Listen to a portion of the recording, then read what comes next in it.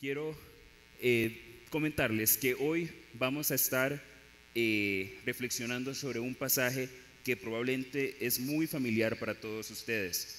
Es un pasaje que probablemente han escuchado en múltiples ocasiones, pero hoy lo vamos a estudiar y nos vamos a reencontrar con él con una mirada un poco distinta y con una traducción un poco distinta del texto bíblico. El pasaje al cual hago referencia es el de 1 Corintios 13, que habla acerca del amor. Y ustedes han visto que hoy la música en la que nos hemos enfocado ha hablado muchísimo acerca de ese amor que no se cansa, que no se rinde, que no cambia, que está por encima de las circunstancias, y de ese amor, sobre ese amor vamos a estar reflexionando el día de hoy.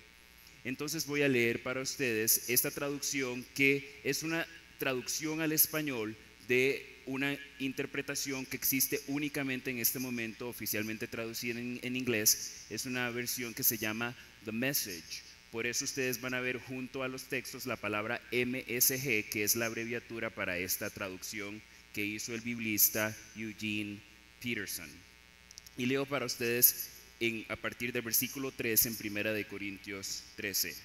Dice así: si yo doy todo lo que tengo a los pobres y fuera a la hoguera para ser quemado como un mártir, pero no amo, no he llegado a lugar alguno. Entonces no importa lo que diga, lo que crea y lo que haga, yo estoy en bancarrota sin amor. El amor nunca se rinde. El amor se preocupa más por otros que por uno mismo. El amor no desea lo que no tiene. El amor no se pavonea. No se le van las cosas a la cabeza. No se le impone a los demás. No dice siempre yo primero. No se sale de sus cabales. No lleva a un marcador de los pecados de los demás. No celebra cuando a otros les va mal. Disfruta en ver la verdad florecer o brillar. Aguanta de todo. Confía en Dios siempre. Siempre busca lo mejor. Nunca mira hacia atrás, sino que continúa hasta el final. El amor nunca muere. A partir del versículo 8, del 8 al 10, saltamos del 8 al 10, donde dice: el amor nunca muere. Los discursos inspiradores se acabarán algún día. Orar en lenguas terminará. La comprensión llegará a su límite. Conocemos solo una porción de la verdad, y lo que decimos acerca de Dios es incompleto. Pero cuando el completo llegue, lo incompleto en nosotros será cancelado. Y saltamos finalmente al versículo 13. Pero por ahora, hasta que llegue esa plenitud, tenemos 3 cosas por hacer para llevarnos a su consumación: confiar en Dios, tener esperanza sin titubeos y amar extravagantemente. Y la mejor de las 3 es el amor extravagante. Hoy vamos a hablar acerca de ese amor extravagante que describe al amor de Dios. Y precisamente el título de este estudio, de esta reflexión, es la pregunta: ¿bancarrota o extravagancia? Y vamos a estudiar en la palabra, a ver dónde nos ubicamos nosotros, en cómo está nuestro inventario, de cómo está nuestra cuenta, nuestra reserva de amor, a ver si estamos en bancarrota o si más bien estamos en extravagancia. Y les cuento un poco acerca del contexto en el cual Pablo escribe esta carta a los Corintios. Sucede que los corintios en aquella época estaban echándose como un pulso, estaban en una lucha de poder, porque habían empezado a debatirse qué dones eran los más importantes, cuáles dones eran mejores. Entonces habían unos que decían que hablar en lenguas era mucho más espiritual que profetizar, y otros que decían no, profetizar por supuesto que es mucho más espiritual que hablar en lenguas. Y estaban en ese dime que te diré y en ese estira y encoge, y Pablo tiene que escribirles una carta al respecto. Y él dedica los capítulos de 1 Corintios 12 al 14 a tratar de ubicarlos. Diríamos en nuestra época, él les hace una ubicatex intravenosa, así como: a lo que vinimos, ¿qué está pasando aquí? porque ellos estaban perdiendo de vista cuál era el sentido que tenían estos dones y talentos que Dios había dado, estos dones espirituales. Esto se parece muchísimo a lo que nos pasa a nosotros cuando, por ejemplo, en una disciplina deportiva hay un jugador o una jugadora muy destacada, sumamente talentosa. Pero ¿de qué sirve ser tan talentosos en una disciplina deportiva, grupal, si esa persona talentosa decide ser como un llanero solitario y en lugar de poner al servicio de su agrupación, de su equipo, ese talento, decide que él o ella se van a lucir solos y que van a restregarle a los demás cuán talentosos son? Yo no soy particularmente futbolero, pero pienso y entiendo que en el fútbol la disciplina se juega entre 11 jugadores y no importa qué tan talentosa sea esa persona no puede jugar las 11 posiciones. Pero a veces nos sucede eso en la vida a nosotros también. Hay otras disciplinas también donde quizás ese talento que en el caso de los dones dados por Dios están al servicio de su cuerpo, de su iglesia y para la construcción del reino, a veces en otras disciplinas hay esos talentos que mal empleados o utilizados con la motivación incorrecta terminan teniendo un efecto destructor o que no edifica. Algunos ejemplos de ello son, por ejemplo, en las ciencias o en la medicina, con el trasiego de órganos humanos. Una persona que aprendió a operar, pero que en lugar de utilizarlo para sanar, ahora utiliza ese talento para transgredir, invadir el cuerpo de una persona en contra de su voluntad y vender ese órgano a otra persona. O, por ejemplo, una persona en la política que usa su influencia para poder hacer actividades que son ilegales o de corrupción. Lo mismo con los conocimientos de finanzas y de administración. Ustedes saben cuál es una de las actividades económicas más prósperas y más exitosas desde la perspectiva de administración y de finanzas: el narcotráfico. Los narcotraficantes son algunos de los administradores y de los emprendedores más efectivos que hay en este mundo. Un narcotraficante, si usase esa habilidad para traer prosperidad a un país, a una ciudad, a una comunidad, sacarían a nuestros países del endeudamiento en el que vivimos. Sin embargo, esa habilidad está utilizada de una forma equivocada y con un fin injusto o incorrecto, y entonces ya sabemos cuál es el desenlace. Así que esos son algunos ejemplos de lo que más o menos estaba pasando entre los corintios cuando estaban en este pulso para ver quién tenía el mejor don, que al final de cuentas, ¿qué es un don? Sino un regalo de Dios.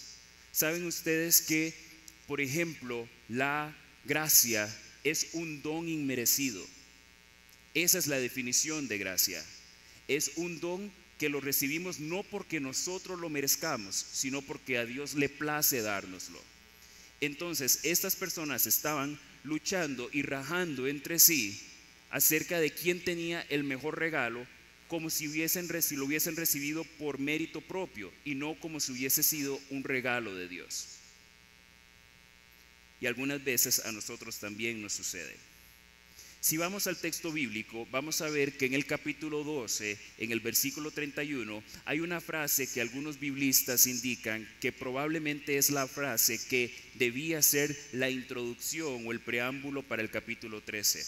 Y es cuando Pablo dice: más aún yo os muestro un camino más excelente. Esto quiere decir que ellos iban por el camino no exactamente ideal y que Dios quería reubicarlos y decirles: vean, pero por aquí es todavía mejor, esta es una mejor ruta. Y es lo que él va a desarrollar a través de todo el pasaje de 1 Corintios 13. Precisamente escogí esta versión para que podamos redescubrirlo, porque la Biblia es una carta de amor completa. Es la historia de la muestra de amor más grande de nuestro Dios hacia su pueblo. Es esta historia de amor dividida en 66 libros, que son los que componen la Biblia. Y este es quizás este versículo en particular, o este capítulo en particular, es la declaración más contundente de cuáles son las características de ese amor. El ser humano ha buscado definir lo que es el amor desde siempre. Por eso existe la música de plancha, ¿verdad? Que más de ustedes la cantan, admítanlo. Las telenovelas, los cuentos, las películas, todas buscan de alguna manera agarrarse con la tarea de definir lo que es el amor. Y este quizás es el texto que más claro y contundentemente lo hace. Entonces vamos a tratar de meterle el diente a lo que significa entonces el amor desde esta perspectiva. Vamos a ver acá en las pantallas 3 conceptos de amor que usualmente solemos manejar de alguna manera. Tiene, al menos en nuestro idioma, varios sentidos. Está el amor romántico o sexual, ¿verdad? Que usualmente es el amor que atrae a las parejas. Luego está también el amor en términos de amistad o de afecto. Y también está el amor como una preocupación por el bienestar de los demás. Pero también usamos a veces la palabra amor o amar en relación a algo que nos atrae o nos llama la atención, como decimos, amé ese bolso o esos zapatos, o amé ese pedazo de chocolate o ese postre que preparaste. Así que a veces utilizamos esta palabra con algún grado de libertad, y eso hace que a veces esa palabra de alguna manera se diluya y tenga un montón de significados y no necesariamente tenga el mismo sentido cuando lo utilizamos.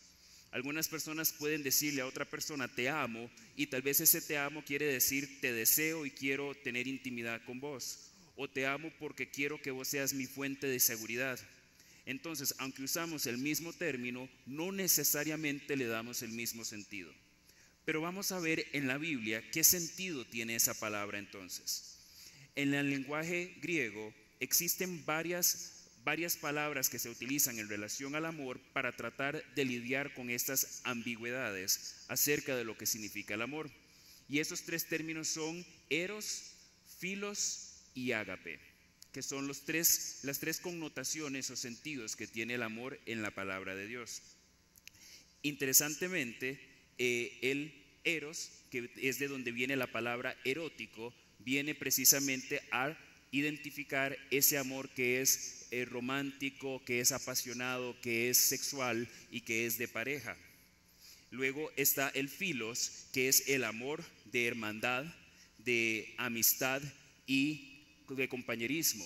De ese viene la palabra filial, para referirse a ese amor de hermanos, de amigos. Y también de ahí viene el nombre de la ciudad Filadelfia en los Estados Unidos, porque es el eslogan de esa ciudad, es que es la ciudad del amor de hermanos, o la ciudad de la hermandad. Luego tenemos finalmente el tercer tipo de amor, que es el amor ágape. Y el amor ágape tiene que ver precisamente con ese amor de Dios hacia su pueblo. Es ese amor hacia nuestro prójimo, ese amor que nos hace preocuparnos por el bienestar del otro. Cuando nosotros revisamos más profundamente en la palabra, también vamos a descubrir que cuántas veces se utiliza esta palabra en el texto bíblico. Vamos a ver que interesantemente en el Nuevo Testamento no se usa nunca la palabra amor en el sentido de eros. Qué interesante que después de Cristo, todos los textos que hacen referencia al amor en ningún momento hacen referencia o mención al amor erótico o al amor de pareja, que quizás podría ser el amor en el texto de Cantar de Cantares, cuando habla de ese amor entre un esposo y una esposa. Cuando habla del amor filos o fileo, que es como se usa en su forma verbal, se dice que ese sentido aparece en el Nuevo Testamento solo 55 veces. Pero finalmente vemos también que en el sentido ágape, o en el sentido del amor de Dios hacia su pueblo, esta palabra aparece 253 veces en el Nuevo Testamento. Quiere decir que Dios o Jesús ponen su énfasis en este amor que es el amor más sublime y el más puro. Es un amor que, si tuviésemos que compararlo con una piedra preciosa, sería el tipo de piedra preciosa o de oro más puro y más valioso, el que tiene menos contaminantes, el que no tiene ninguna impureza, sino que es el más puro y el más perfecto de ellos. Cuando Jesús nos llamaba a nosotros a amarlo a Dios sobre todas las cosas y a nuestro prójimo como a nosotros mismos, estaba hablando de este tercer tipo de amor, que es el amor ágape. Y Pablo, en esta carta y en este pasaje acerca del amor, está hablando del mismo tipo de amor ágape, este amor que es el amor de Dios y el amor que se refleja en una preocupación por el bienestar a los demás. Es un amor que tiene que ser reflejado en acción y no solamente es un sentimiento. Tiene que traducirse en acción, tiene que ponerse en práctica. Porque si yo le hablo de este amor a otras personas pero no lo pongo en práctica, entonces queda como en un sentido hueco o vacío.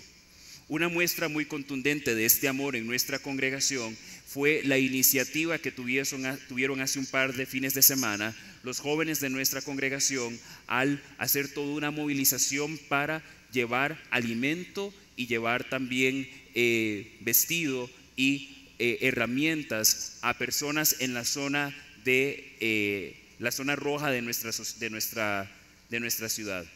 Esa es una muestra del amor ágape puesto en acción, porque no solamente les hablamos del amor de Dios, sino que lo demostramos y lo respaldamos con hechos, con acciones, como lo hacía Jesús cuando le daba de comer al hambriento, cuando sanaba a quien estaba enfermo, o cuando de alguna manera buscaba transformar la vida de estas personas a través de este amor respaldado con hechos.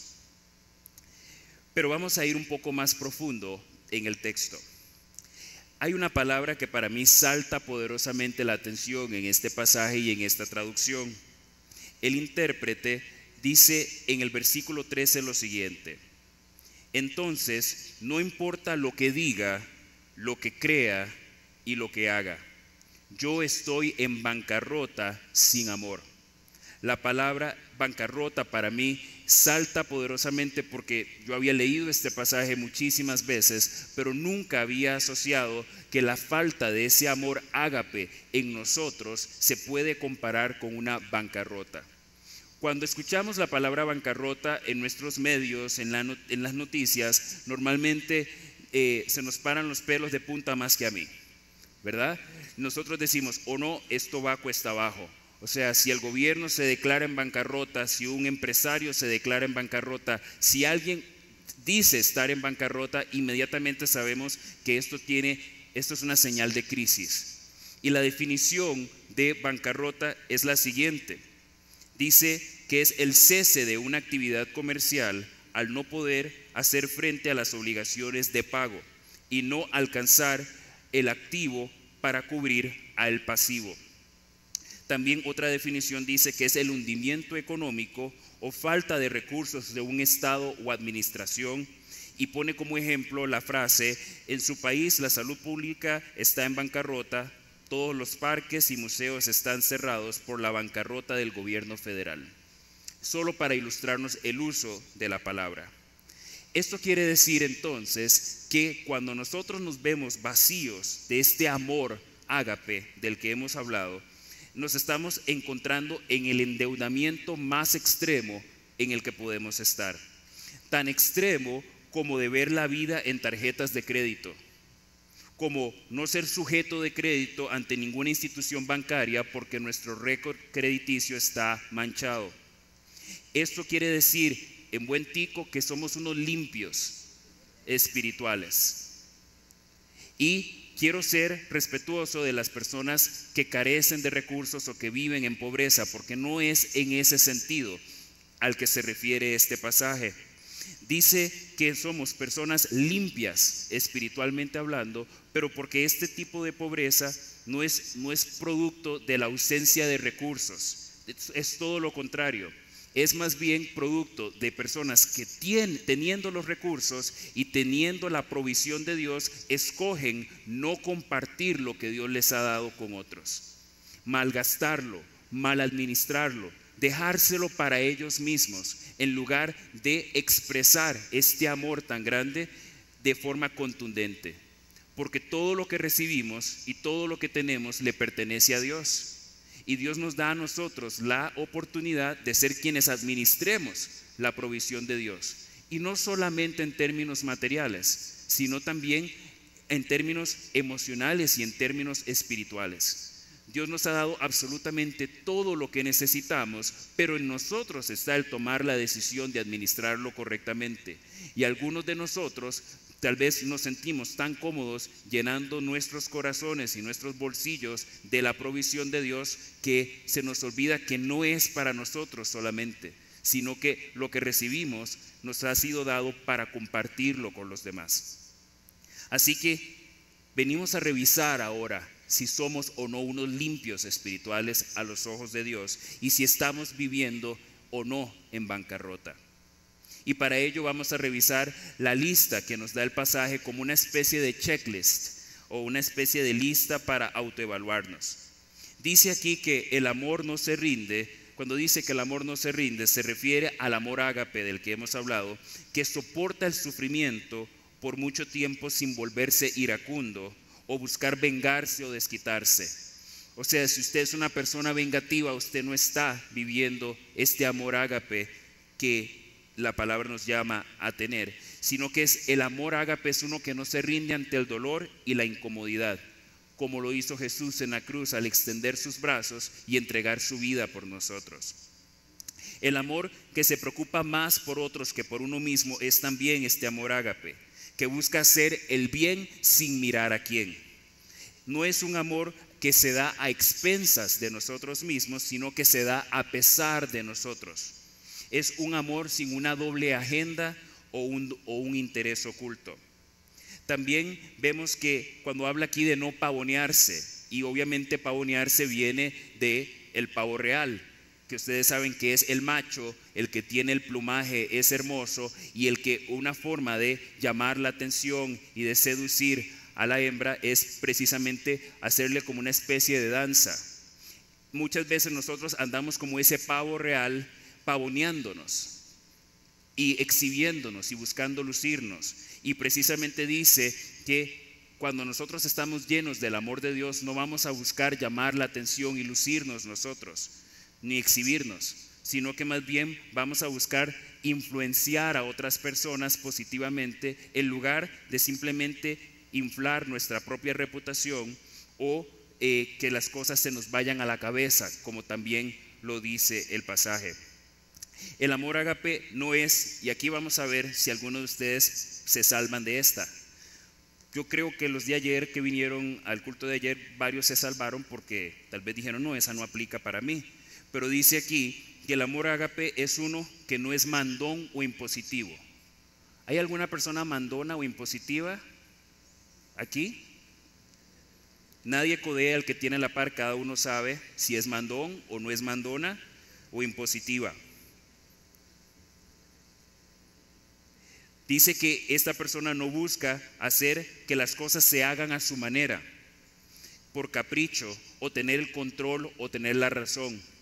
En algún momento escuché a Milton Rosales decir que vivimos en la era donde las personas estamos adictas a tener la razón. Tenemos la necesidad de tener la razón. Y muchas veces en pleitos de pareja terminamos tratando por tener la necesidad de tener la razón en la discusión, terminamos ganando la discusión pero perdiendo la relación. Precisamente por esta necesidad de mandar y de imponer nuestro criterio. Así que amar como Jesús implica también no enojarse o irritarse con facilidad. No llenarse de ira, sino llenarse más bien de paciencia. De ahí que también se habla de que no debemos llevar un marcador de faltas. Cuando en la palabra se habla de perdonar 70 veces 7, no está hablando de perdonar 490 veces. Algunos de nosotros le llevamos a la pareja o a los amigos o a los compañeros de trabajo o al jefe un marcador. A ver cuántas faltas nos ha cometido, y cuando llegamos entonces, cuando vamos llegando a las 490 ya queremos decirle, mira, te queda una y después de esta no respondo, ¿verdad? pero tenemos que esa idea equivocada de que perdonar 70 veces 7 se trata del número, y en realidad no se trata del número, sino que se trata de que es un proceso, porque cada vez que recuerdo tengo que tomar la decisión de perdonar en lugar de aferrarme a buscar una venganza o tomar la justicia en mis propias manos.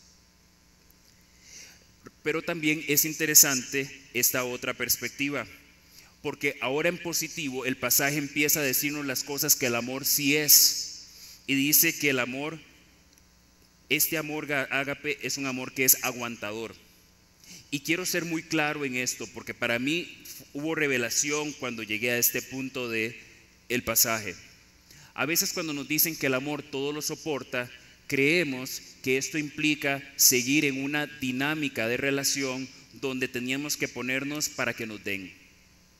Y aquí estamos hablando de un amor que todo lo soporta, pero lo soporta en el sentido de que ese aguantar es para que se manifieste el reino de Dios.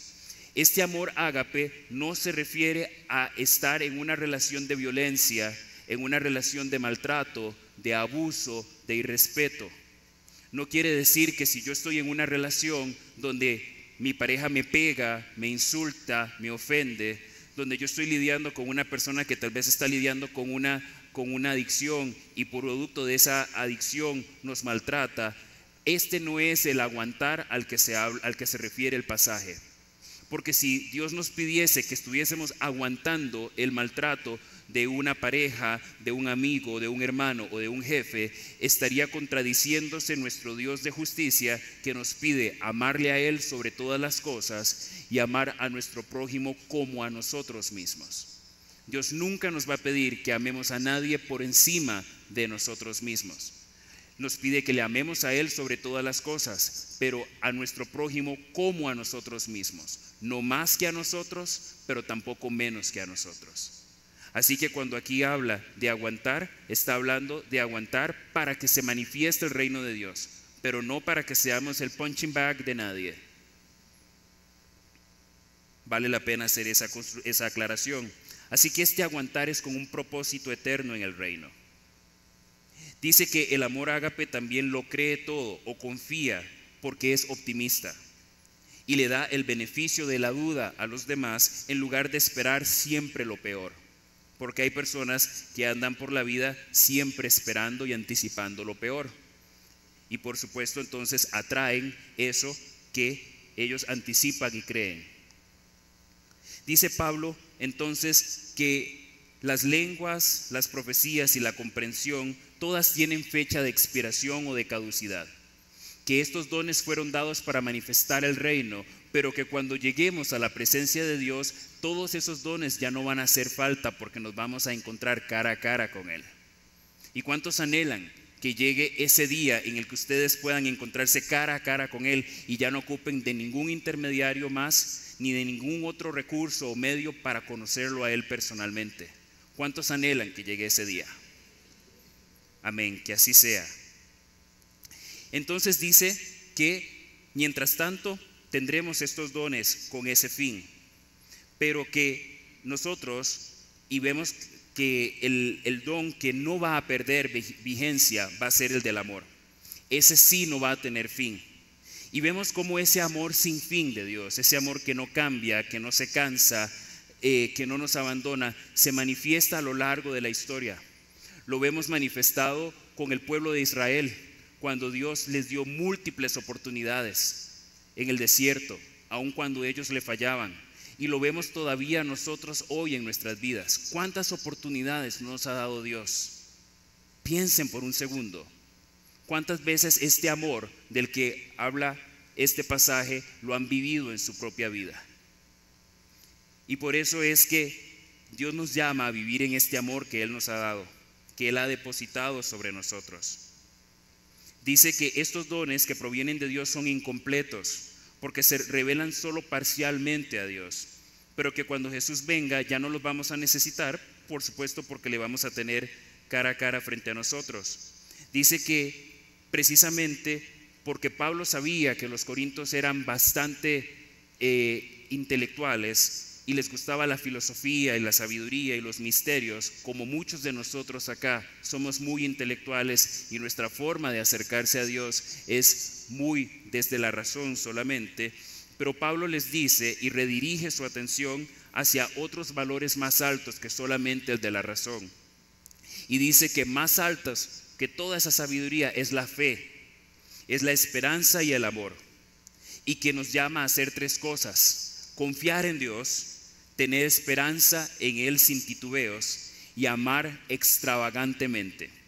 Y que la mejor de esas tres cosas es el amor extravagante de Dios. Pero ¿qué es el amor extravagante? Para ir cerrando este mensaje.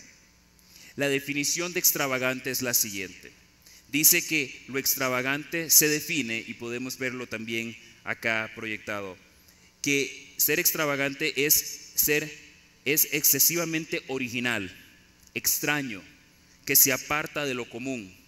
Otra definición dice, en relación a la vestimenta, que se viste, habla o se comporta de forma extraña o poco común. Así es el amor de Dios hacia nosotros. Es un amor que no tiene explicación. Es un amor que se sale de todo parámetro, es un amor incomprensible, un amor sobrenatural. Y ese es el amor y es la frecuencia en la que Dios nos llama a nosotros a vivir y a manifestar su reino a través de ese amor sobrenatural y extravagante. Yo quisiera compartirles para finalizar una experiencia que he tenido en las últimas 2 semanas. Hace una semana estuvimos... si voy un poco más atrás, en la semana anterior, mi esposa me dio una gran noticia y me anunció que íbamos a ser papás.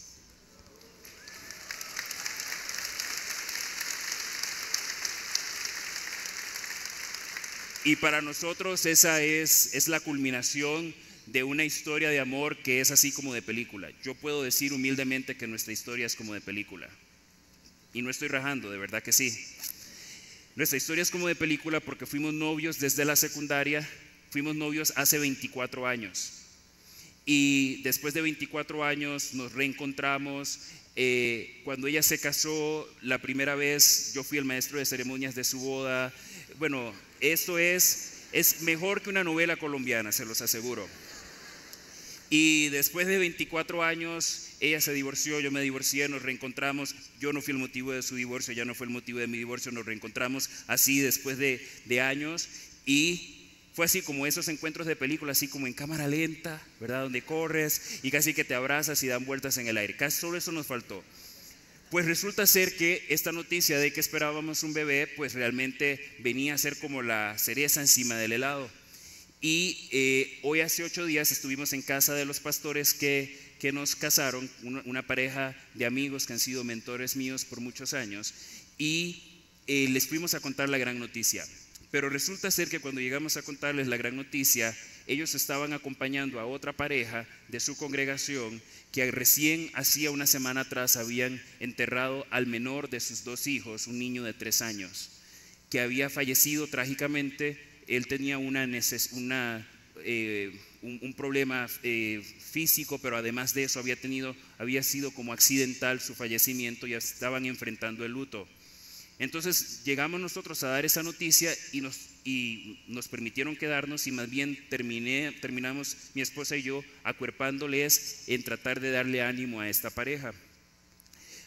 La semana pasada fuimos a nuestra primera cita de control y nos dieron la lamentable noticia de que el feto se había formado fuera del útero y hubo que intervenir de inmediato a mi esposa el viernes por la noche para remover el feto porque corría el riesgo de que esta masa pudiera estallar y producirle un problema de salud. Pero quiero contarles algo acerca de estos 2 bebés.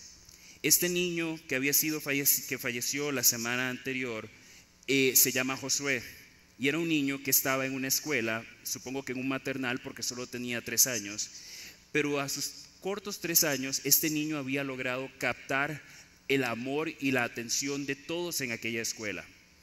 Y era tanto así que al momento de su fallecimiento, aunque él estaba en maternal, los padres de primaria y toda la institución estaba profundamente conmovida tanto así que hasta el guarda de la institución lloraba y llamaba a los padres diciendo: yo quiero estar allí para despedir a Josué.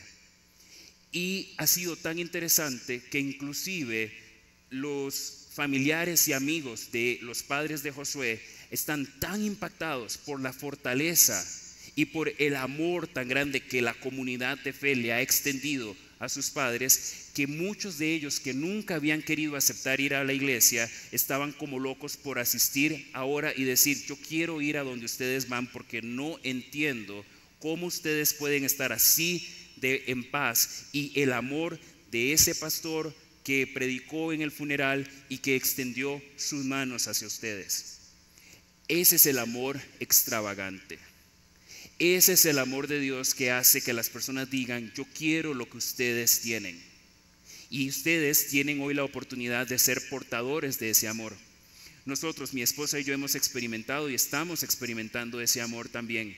Hemos recibido llamadas de otros países, nuestros amigos han estado muy pendientes, nuestros pastores también se acercaron, los que nos casaron se acercaron también a la clínica, y nuestra consejera también nos decía ayer: vean, este niño o esta niña que perdieron, tengan la certeza de que en la presencia de Dios un día ustedes le van a poder abrazar y besar y lo van a poder conocer. Pero esta paz y esta tranquilidad que me permite estar hoy aquí hablándoles acerca del amor de Dios no es producto de mí, es producto del Dios en el que yo he creído. Y por eso es que en lugar de guardarme esto y llevar la procesión por dentro, prefiero compartirlo para que ustedes vean lo que el amor extravagante de Dios es capaz de hacer. Y quiero preguntarles hoy a ustedes: ¿cuántos de ustedes quieren ser portadores y mensajeros y mensajeras de ese amor extravagante, para que ese amor se manifieste, para que otros puedan conocer este amor y puedan venir al conocimiento del Señor, y que su reino se acerque y sea construido sobre esta tierra? Cerremos nuestros ojos. Si ustedes quieren ser, como Dios lo desea, portadores de ese amor, yo quiero invitarles a que ustedes, allí donde estén, en señal de una respuesta positiva, se pongan en pie.